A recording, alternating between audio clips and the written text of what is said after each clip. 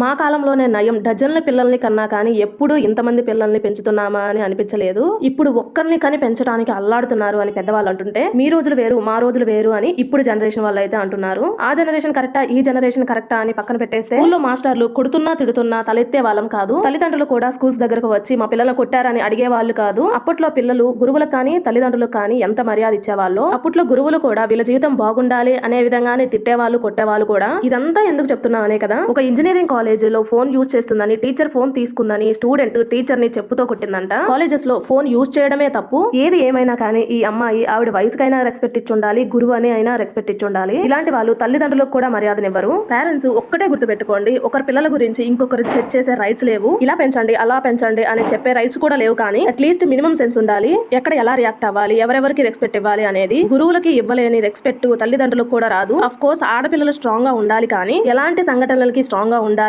అనేది డిఫరెన్స్ నేర్పిస్తూ ఉండండి. అప్పట్లో వచ్చిన న్యూస్ గురువు స్టూడెంట్ ని గొడ్డును బాదినట్టు బాదారు. సో ఎప్పుడు ఏం జరుగుతుందో కూడా తెలియడం లేదు ఈ సమాజంలో. సరే కానీ గుత్తి వంకాయతో బిర్యానీ ప్రిపేర్ చేశాను. టేస్ట్ భలే ఉంటుంది, ఒకసారి ట్రై చేయండి. దానికి కాంబినేషన్ గా మష్రూమ్ కర్రీ అయితే ప్రిపేర్ చేశాను.